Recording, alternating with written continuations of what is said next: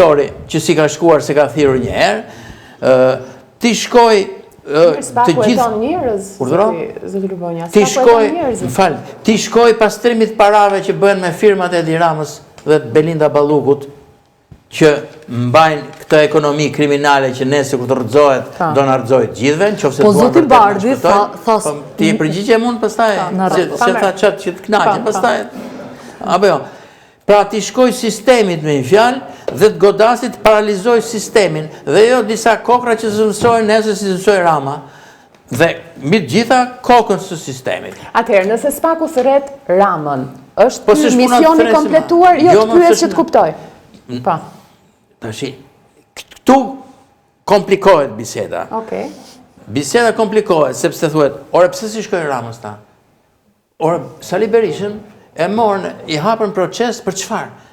Për një firmë që e ka dhënë i gjithë Këshilli i Ministrave për të ndryshuar një ligj sipas të cilit pas ka fituar. Ky kalon çdo ditë ligje të tilla. Ky kalon çdo ditë këto gjëra dhe nuk e marrin. Që këtu lind problemi i madh. Ora çfarë ndodh atëherë? Ka një marrëveshje politike që ky mbrohet. Deri ku mbrohet? Ka një marrëveshje, ata vetë kanë hallin e tyre se këta Gjermanët që flasin, kanë hallin e bizneseve të tyre që ja ka bllokuar krimi organizuar, kanë hallin e krimit organizuar që i ka mbytur Evropën, apo jo? Apo kanë hallin e ca firmave të tyre që ka marrë siç është Porti Durrësit për shembull, dhe kanë dhe ato hallet e tyre, interesat e tyre të biznesit. Janë gjithë këto gjëra ne si kemi të qarta, po siç e shikoj unë situatën, domthonë për fat keq pa një mbështetje të fuqishme ndërkombëtare, se edhe këtë që bëri Rama sot, unë mendoj se pjesërisht e bëri nga që aty po kërkohet me ngulm. Dhe atij i duhet për propagandën e tij, për figurën që ka bërë, për gjitha këto, se ndryshe i rrëzohet gjithë narrativa që ka ngritur. I duhet dhe ndoshta mund ta sakrifikojë Ballukun. Por në fund fare pyetja e njëra unë, ore po mirë, po si ndroi sistemi? Po më mbetën këta, ku jemi me këtë? Dhe këtu lind pastaj edhe problemi i opozitës, meqense kemi Bardhin këtu. Po, do ta flasim. Që mund të hapet tema sa bën opozita dhe sa s'bën opozita. Vetëm se një moment, ju pash që shfletonit diçka, një detaj, dhe insistoj që të ma thënë në studio. Nuk kam një detaj tjetër, nëse keni një pyetje unë ju përgjigjem.